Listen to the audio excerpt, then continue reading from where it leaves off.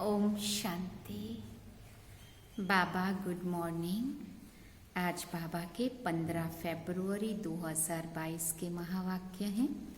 बाबा ने सार में कहा, मीठे बच्चे, तुम्हें ऐसा बाप मिला है जो बाप, टीचर, सतगुरु तीनों ही एक है। इसलिए अब भटकना छोड़ सच्ची सच्ची कमाई में लग जाओ। बाबा ने प्रश्न पूछा, नई दुनिया में राज्य करने के लायक कौन बनते हैं? तो बाबा ने उत्तर में कहा, जो अभी सर्वशक्तिमान बाप से सर्व शक्तियाँ प्राप्त करते हैं। तुम बच्चे रूहानी वॉरियर्स हो। बाप की मत पर अपनी राजधानी स्थापन कर रहे हो। बाप तुम्हें श्रीमत देते हैं कि योग बल से तुम विजय प्राप्त करो। बाबा ने और एक प्रश्न पूछा, किन बच्चों के हर कदम में कमाई जमा होती है? तो बाबा ने उत्तर में कहा, जो हर कर्म श्रीमत पर करते हैं उनके हर कदम में कमाई ही कमाई है। याद में रहना भी कमाई, सर्विस करना भी कमाई, यज्ञ सेवा करना भी कमाई। किन बच्चों के हर कदम में कमाई जमा होती है? तो क्या सुना? जो हर कर्म श्रीमत पर करते हैं उनके हर कदम में कमाई ही कमाई है। फिर चाहे वो याद में रहते हैं तो भी कमाई, सेवा करते हैं तो भी कमाई, और यज्ञ सेवा करना भी कमाई। यज्ञ सेवा माना स्थूल कोई भी बाबा के घर की सेवा, उसमें भी कमाई, और ज्ञान से किसी को सुनाने की सेवा कर रहे हैं तो उसमें भी कमाई। गीत है ओम नमो शिवाय। ओम शांति।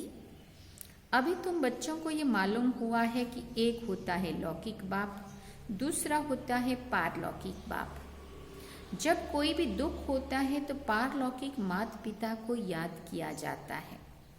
कोई सिर्फ परमात्मा को याद करते हैं, कोई कहते हैं तुम माता पिता। चाहे कोई माता को याद करे या ना करे, लेकिन जब गॉड फादर कहते हैं तो माता जरूर है ही है। बच्चे माता बिगर पैदा भी नहीं हो सकते, तो पारलौकिक माता पिता है जिनको याद किया जाता है। जरूर वो कुछ सुख देकर गए हैं। याद आता है भारत सुख धाम था, स्वर्ग था। लौकिक माँ बाप से दुख मिलता है तब तो पारलौकिक को याद किया जाता है ना, क्योंकि उनसे बहुत सुख मिलता है। नरक में है तभी तो याद करते हैं कि फिर से स्वर्ग में जाकर सुख गनेरे पाएं। गुरु लोग तो कहते हैं जप तप भक्ति आदि करो। बाबा ऐसी मत नहीं देते हैं। लौकिक बाप तो कहेंगे पढ़ने के लिए टीचर के पास जाओ, फिर वानप्रस्थ अवस्था होगी तो कहेंगे गुरु के पास जाओ। बाबा तो तुमको ऐसा भी नहीं कहते हैं। देखो लौकिक और पारलौकिक में कितना फर्क है ना। वो कितना भटकाते और ये कहते हैं मैं तुम्हारा बाप भी हूँ, टीचर भी हूँ, गुरु भी हूँ, तो फिर तुमको भटकाऊंगा कैसे? ये तो तीनों ही खुद कहते हैं, इसलिए इनको सब याद करते हैं। मनुष्य तो भक्ति मार्ग में बहुत धक्का खाते हैं। ज्ञान मार्ग में धक्के खाने की बात नहीं है। ज्ञान माना समझ, जब समझ मिल जाती है तो धक्के नहीं खाने पड़ते। ये भक्ति और ज्ञान दुख और सुख का खेल बना हुआ है जो बच्चों को समझाते हैं। हद का टीचर हद की पढ़ाई पढ़ाते, मैं बेहद का टीचर तुमको बेहद की पढ़ाई पढ़ाता हूँ। तुम जानते हो ये है मृत्यु लोक, वो जो पढ़ाई पढ़ाते हैं पुरानी दुनिया के लिए, और हम जो कुछ पढ़ते हैं वो है नई दुनिया के लिए। ये दुनिया दिन प्रतिदिन पुरानी होती जाती है। इनमें सुख कभी मिलना ही नहीं है। सुख और दुख ये खेल कैसे बना हुआ है ये भी बाप समझाते हैं। बाप आत्माओं से बात करते हैं कि बच्चे तुम ही सुख में थे, फिर जब रावण की प्रवेशता होती है तब धीरे धीरे दुख शुरू होता है। फिर कल्प के संगम पर आकर तुमको सुख में ले जाता हूँ। अभी तुम्हारी बुद्धि का ताला खुला हुआ है। जो तुम जानते हो ये सब बातें यथार्थ हैं। ये बाप के सिवाय कोई सुना नहीं सकते हैं। बाबा ही आकर तुम बच्चों को सुख देता है। अभी तुम जानते हो आत्मा अविनाशी है। ये शरीर तो बदलना पड़ता है। परमात्मा भी परम आत्मा है। उनका नाम शिव है, जो सभी मनुष्य मात्र उनका रचयिता है। यहाँ सब हैं हद के क्रिएटर। बाबा है बेहद का क्रिएटर। सतयुग से लेकर कलयुग तक तुमको जो बाप मिले हैं वो हैं हद के बाप। सतयुग में तुम्हारी प्रारब्ध है, वहां तुमको एक बाप और एक बच्चा मिलता है। कलयुग में एक बाप को 8-10 बच्चे होंगे। प्रजापिता ब्रह्मा को देखो कितने ढेर बच्चे हैं, परंतु वो है मुख वंशावली जो बीके बनते हैं, फिर सतयुग में जाकर देवता बनेंगे। वो लौकिक बाप, टीचर्स, गुरु सब हद की बातें सुनाते हैं। ये पारलौकिक बाप बेहद की बातें सुनाते हैं। नई बातें बाप बच्चों के ही आगे बोलते हैं। भले घर में रहते भी तुम ये नई शिक्षा प्राप्त करो। ये भगवान की पाठशाला है। ये है श्रीमद् भगवत गीता पाठशाला अथवा गीता ज्ञान के गीत जो तुम ही सुनते हो। ज्ञान सागर बाप ही आकर तुमको ज्ञान ज्ञानेश्वरी बनाते हैं। मम्मा को कहेंगे ज्ञान ज्ञानेश्वरी। ह्यूमनिटी का सिजरा शुरू होता है। पहले है प्रजापिता ब्रह्मा, फिर है जगत अम्बा। पहले ब्राह्मण रचते हैं, फिर है देवता, क्षत्रिय, वैश्य, शूद्र। जगत अम्बा का भी बड़ा मर्तबा है, परंतु उनको कोई जानते नहीं है। ढेरों के ढेर देवियों के चित्र बना दिए हैं। वास्तव में 8-10 भुजा वाले कोई मनुष्य होते नहीं हैं। विष्णु को 4 भुजा दिखाते हैं, परंतु 4 टांगे तो दिखाते नहीं हैं। भुजाएं तो 4 दिखा दी, परंतु टांगे भी बाबा कहते हैं 4 होनी चाहिए। फिर ये सब है गुड़ियों का खेल। फिर बाबा ने कहा कलकत्ते में बहुत देवियां बनाते हैं, परंतु बहुत खर्चा करते हैं। खिला खिला कर फिर जाकर डुबोते हैं। ये सब है भक्ति मार्ग। तुम जानते हो हम 100 देवी देवता थे, फिर आसुर बने, फिर बाप आकर 100 देवी देवता बनाते। फिर बाबा कहते अभी ये भ्रष्टाचारी दुनिया है। गवर्नमेंट भी कहती है, परंतु सीधा पूछो कि तुम पतित हो तो कोई नहीं मानेगा। देवी देवताओं के मंदिर में जब हम जाते हैं तो मैं मूर्ख खलकामी बड़ा सच्चाई से बोल रहे होते हैं देवियों के मंदिरों में या देवता के मंदिर में, और ऐसे कोई आपस में 1-2 के सामने कोई स्वीकार करेगा मैं मूर्ख खलकामी? कोई नहीं मानता है। बाबा कहते तुम जानते हो हम 100 देवी देवता थे, फिर आसुर बने, फिर बाप आकर 100 देवी देवता बनाते हैं। अभी ये भ्रष्टाचारी दुनिया है। गवर्नमेंट भी कहती है, परंतु सीधा पूछो कि तुम पतित हो तो नहीं मानेंगे। अरे तुम पतित पावन को बुलाते हो, समझो हम हे पतित पावन आओ हमें पावन बनाओ, तो इसका मतलब क्या हुआ? हम पतित हैं इसलिए हम पावन होने के लिए हम बुलाना चाहते हैं परमात्मा को। सब बुलाते हैं यथा राजा रानी तथा प्रजा। सन्यासी पवित्र बनते हैं, ये भी ड्रामा में नोंद है। भारत जैसा पवित्र खंड और कोई होता नहीं है, इसलिए उनको कहा जाता है सचखंड। फिर वही झूठ खंड बनता है। भारत को पावन बनाने बाप भारत में ही आते हैं। भारत में ही शिव का अवतरण होता है। सोमनाथ का मंदिर कितना भारी बनाया है, भारतवासियों ने ही बनाया है, जिसको बाप ने इतना साहूकार बनाया है। बाप तो यहाँ पतित दुनिया और पतित शरीर में आते हैं पावन बनाने, लेकिन कई बच्चे पहचानते ही नहीं हैं क्योंकि साधारण है। फिर भक्ति मार्ग में तुम्हारे पास पैसे बहुत होते हैं तो हीरे जवाहरों के तुम मंदिर बनाते हो। सतयुग में तो अनगिनत पैसे होते हैं, वहां पैसे की गिनती नहीं होती है, बेशुमार धन रहता है। तो बाप जिनको साहूकार बनाते हैं वो कितना बड़ा यादगार बनाते हैं। जो पहले लक्ष्मी नारायण थे वही फिर 84 जन्म भोगते हैं। नंबर वन में वो गिरते हैं, भक्त बनते हैं, तो जिसने बनाया उनका ही यादगार बनाते हैं। जिसने बनाया माना शिव बाबा ने हमें इतना ऊंच देवात्मा बनाया, और जब गिरते गिरते हम पूज्य से पुजारी बने द्वापर में, तो फिर जिसने हमें इतना ऊंच बनाया उसी के फिर हम मंदिर बना के पूजा करना शुरू करते हैं। लक्ष्मी नारायण विक्रमाजीत बने सो फिर विक्रमी बनते हैं। तो उन्हों का फर्ज है पहले जिसने ऐसा बनाया उनकी पूजा करना। और देखो अंदर आत्मा को टचिंग भी वही होती है कि शिव जी की ही पूजा पहले करनी चाहिए। सोमनाथ का मंदिर कितना फर्स्ट क्लास था। जिन्होंने लूटा वो तो मर गए, बाकी निशानियां लगी हुई हैं। अब तुम जानते हो हम सब पूज्य बन रहे हैं, फिर पुजारी बनेंगे, फिर मंदिर बनाना शुरू करेंगे। सिर्फ एक मंदिर तो नहीं होगा। राजाएं अपने घर में मंदिर बनाते हैं, जैसे घर में गुरुद्वारा बनाते हैं। पहला नंबर किसने गुरुद्वारा बनाया होगा, फिर भक्ति मार्ग शुरू हो जाता है।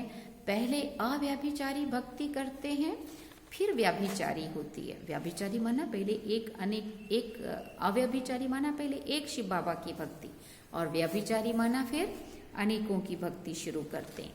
आजकल तो मनुष्य अपनी भी पूजा कराते हैं, उनको कहा जाता है भूत पूजा। 5 तत्वों से बने हुए शरीर को, देहधारी मनुष्य को पूजा करना या उनको गुरु मानना, उसके चरणों में जाना, ये भी क्या है? भूत पूजा बाबा कहते हैं। भूत पूजा भी दुनिया में अथाह है। जो आया सो चित्र बनाते जाते हैं। भक्ति मार्ग है ना, अभी तुम्हारी बुद्धि में सारा ज्ञान है। बाप संगम पर एक ही बार आकर नॉलेज देते हैं। शास्त्रों में तो अनेक अवतार लिख दिए हैं। अवतार एक होता है, अवतरित तो आत्मा भी होती है, परंतु अवतार मनुष्य को नहीं माना जाता। अवतार एक ही निराकार बाप है जिसको सारी दुनिया बुलाती है। अवतरित होना माना पर काया प्रवेश करना। आत्मा आएगी परंतु जन्म मरण के चक्कर में नहीं आएगी, गर्भ में नहीं जाएगी, लेकिन पर काया प्रवेश करेगी। फादर तो एक ही होगा ना जो परम धाम में रहते हैं, तो मदर भी चाहिए। क्या मदर भी परम धाम में रहती है? पूछा बाबा ने। बाबा ने कहा नहीं, मदर फादर का प्रश्न यहाँ होता, वहां तो बिंदु आत्माएं हैं, इसलिए मदर फादर का प्रश्न ही नहीं है। फादर को यहाँ क्रिएट करना है, इसलिए बेहद के बाबा को याद करते हैं। बाबा आकर स्वर्ग की रचना करो, उसको कहा जाता है हेवनली गॉड फादर। अभी तो कितना दुख, लड़ाई, मारा मारी है, इसलिए बुलाते हैं हे गॉड फादर रहम करो, हे पतित पावन आओ। हाँ, हम सब दुखी पतित हैं, हे बाबा फिर आकर स्वर्ग श्रेष्ठाचारी बनाओ। तुम सब भ्रष्टाचारी थे, अब श्रेष्ठाचारी बन रहे हो। भ्रष्टाचारी को श्रेष्ठाचारी बनाना ये एक बाप का ही काम है। जो वर्ड गॉड फादर है वो जानते हैं सब बच्चे इस समय निधन के बन गए हैं। उनको धन का श्रेष्ठाचारी बनाना है। 10-20 मनुष्यों को तो श्रेष्ठाचारी नहीं बनाएंगे ना। भारत श्रेष्ठाचारी था तो डीटी गवर्नमेंट थी। अब रावण राज्य है तो 5 विकारों की प्रवेशता होती है। भगवान उवाच, एक निराकार को ही भगवान कहा जाता है। एक गीता को खंडन करने से सब शास्त्र खंडन हो जाते हैं। बाप कहते मैंने तुमको जब राजयोग सिखाया था तो भारत स्वर्ग बन गया था। गीता मैंने सुनाई थी। श्री कृष्ण को सारी दुनिया का भगवान कह ना सके। हम आत्माओं का बाप तो निराकार भगवान है। बाकी ये कैसे कहा कि गीता का भगवान श्री कृष्ण है? कहते व्यास ने लिखा है, परंतु बाप कहते हैं नए विश्व का रचयिता, ज्ञान का सागर पतित पावन मैं हूं। मुझे ही सभी आत्माएं पुकारती हैं कि हे पतित पावन परमात्मा, आओ आकर मुझे पावन बनाओ। निराकार बाप ही ब्रह्मा द्वारा पावन दुनिया की स्थापना, पतित दुनिया का विनाश कराते हैं। फिर जो पवित्र बनते वही राज्य भाग्य करते हैं। तुम हो शिव शक्ति सेना, जगत अम्बा निमित्त बनी हुई है, वो भी शिव बाबा से योग लगाए शक्ति ले रही है रावण पर विजय पाने के लिए। भारत में ही रावण राज्य है, भारत में ही रावण को जलाते हैं। भारत श्रेष्ठाचारी था, यहाँ कलयुग में भारत भ्रष्टाचारी है। यही खेल है, भ्रष्टाचारी से श्रेष्ठाचारी और श्रेष्ठाचारी से भ्रष्टाचारी। उत्थान और पतन, उत्थान और पतन। पतन होता है रावण के कारण, उत्थान होता है शिव बाबा के कारण, है ना। ऊंचाई पे शिव बाबा ले जाता है और नीचे खड्डे में कौन डालता है? रावण। तो बाबा कहते इसका ही पूरा खेल है। ये चक्र कैसे फिरता है, ये बड़ी समझने की बातें हैं। तुम बच्चे जानते हो हम सब कुछ करते हुए भारत को स्वर्ग बना रहे हैं बाप की श्रीमत पर। तुम हो रूहानी सोशल वर्कर, योग बल वाले, सर्वशक्तिवान बाप की मत पर अपनी राजधानी स्थापन कर रहे हो। बाप मत देते हैं कि योग बल से तुम विजय पा सकते हो। योग में रहना ये भी कमाई है, यज्ञ सर्विस करना ये भी कमाई है।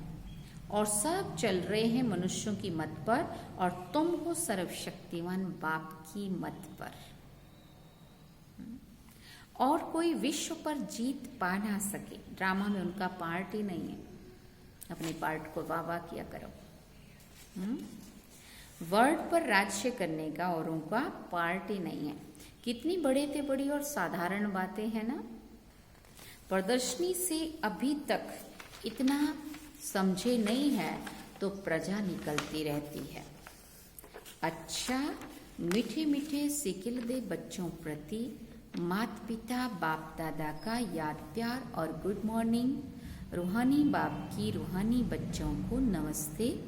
हम रूहानी बच्चों की रूहानी माता पिता बाप दादा को दिलवा जान सिकवा प्रेम से याद प्यार, गुड मॉर्निंग, नमस्ते, थैंक यू बाबा, शुक्रिया बाबा। धारणा के लिए मुख्य सार है, हर कर्म श्रीमत पर करना है, याद में रहकर यज्ञ सेवा कर अपनी कमाई जमा करनी है, भटकना छोड़ भविष्य नई दुनिया के लिए पढ़ाई पढ़नी है, ज्ञान को धारण कर ज्ञान ज्ञानेश्वर ज्ञान ज्ञानेश्वरी बनना है। वरदान में बाबा ने कहा, अमृत वेले मस्तक पर विजय का तिलक लगाने वाले स्वराज्य अधिकारी सो विश्व राज्य अधिकारी भव। रोज अमृत वेले अपने मस्तक पर विजय का तिलक अर्थात स्मृति का तिलक लगाओ। भक्ति की निशानी तिलक है और सुहाग की निशानी भी तिलक है। राज्य प्राप्त करने की निशानी भी राज तिलक है। कभी कोई शुभ कार्य में सफलता प्राप्त करने जाते हैं तो जाने के पहले तिलक देते हैं। आप सबको भी बाप के साथ का सुहाग है, इसलिए अविनाशी तिलक है। अभी स्वराज्य के तिलकधारी बनो तो भविष्य में विश्व के राज्य का तिलक मिल जाएगा। स्लोगन में बाबा ने कहा, ज्ञान गुण और शक्तियों का दान करना ही महादान है। ज्ञान गुण और शक्तियों का दान करना ही महादान है। अच्छा, ओम शांति। फिर जैसे कभी कभी दादियों की पुरानी डायरी से बाबा अपने राजू भाई निकाल के ये पॉइंट्स भेजते हैं, तो आज भी हैं अनमोल ज्ञान रत्न दादियों की पुरानी डायरी से। जिस समय कोई दैवी वत समझता है कि मैं तन मन धन सहित यज्ञ में स्वाहा अर्थात अर्पण में हो चुका, उस समय उस अर्पण हुए वत्स में कुछ भी अपनापन नहीं रहता है। सब यज्ञ की सर्विस में आ जाता है। उसमें भी तन और मन तो नजदीक रहता है, धन फिर भी अलग है। तो तन और मन को यज्ञ की सर्विस में लगाना ही शुद्ध सेवा है। यदि कहता है तन मन धन यज्ञ में अर्थात ईश्वर प्रति है, तो फिर अपने लिए कुछ भी रह नहीं सकता और मन कोई भी माया के अशुद्ध संकल्प तरफ दौड़ नहीं सकता है। कितनी गहरी बात है, क्योंकि ईश्वर को अर्पण किया तो ईश्वर है शुद्ध शांत, तो वो मन रूपी घोड़े को कोई भी अशुद्ध संकल्प तरफ दौड़ाकर अपने वश में करता है। यदि माया के हाथ में देता है तो माया वैरायटी होने के कारण भिन्न भिन्न प्रकार से अंगुरी लगाती है, फिर अनेक प्रकार के विकल्प आकर मन पर चढ़ाई करते। तो उसको समझना चाहिए कि क्या अभी भी मेरे में कुछ अपनापन रहा हुआ है, मेरा मेरा जो हम करते हैं। क्योंकि यदि यज्ञ प्रति स्वाहा हुआ तो वो पवित्र हो जाएगा, फिर उसमें हम अपनी मनमत नहीं चला सकते, क्योंकि वो समर्पण माना भी अर्पण, मन से बुद्धि से तन से मन से धन से जो कुछ भी हमारा अगर हमने बाबा पे अर्पण किया तो बाबा कहते, दादियों ने नोट किया है, बाबा की बात है, तो बाबा कहते फिर उसमें कुछ भी